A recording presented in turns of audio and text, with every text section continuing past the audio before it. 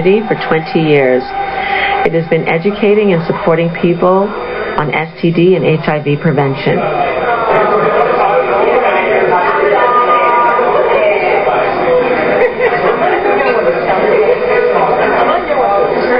The event was hosted by TV personality Carlene Nation. Hello, my name is Saida.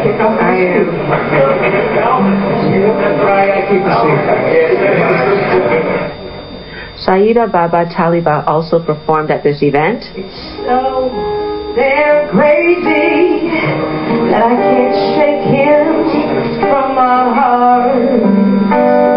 A bit more about who I am. I was one of the founding members who was the first executive director of the organization once there was funding in place, and then we developed a program of increasing different kinds of programming available to whether it's educational or support, as well as even having volunteer programs and also outreach and promotion. And over time I have considered it important for those of us who are at different stages to sometimes step back and allow it to happen, right?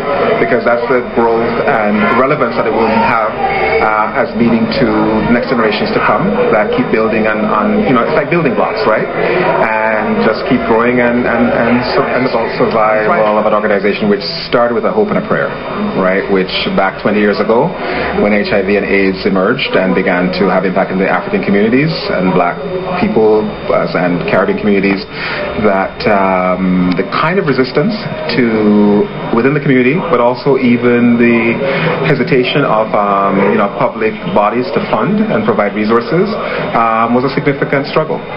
Fortunately, some tenacious folks kept at it, and along with that, made sure that they had certain visions that they didn't compromise on.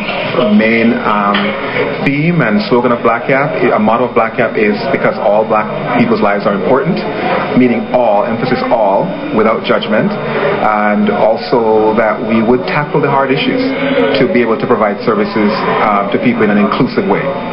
So the fact that we were able to mobilize and not compromise and get the funding, get the Black community on board over time, and particularly provide a safe space for people living with HIV and AIDS who were and still are facing many challenges in the community to be included.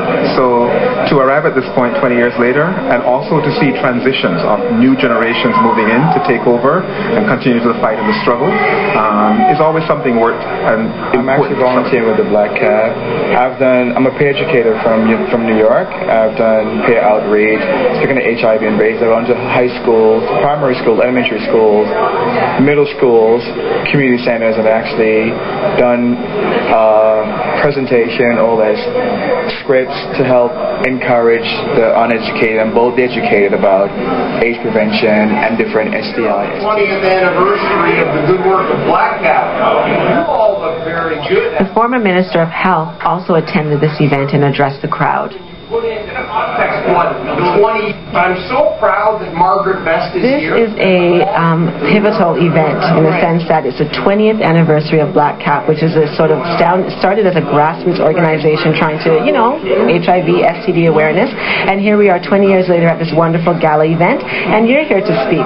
What was this experience like for you? I think it was a very positive experience. I was able to listen to people talk about their own experience with HIV/AIDS and how Black Cap as an organization has provided support and empowerment for them, and it certainly is it's very uplifting and very inspirational for me to see that this is a grassroots organization in this great province of Ontario, which has grown over the past 20 years and has provided tremendous support to people in this province, and certainly it has raised awareness and educate people about the stigmas and racism and other issues that people who are living with HIV/AIDS have to deal with on a daily basis. And so for me, I feel very privileged indeed as a member of the provincial government who is with the Ministry of Health Promotion and understand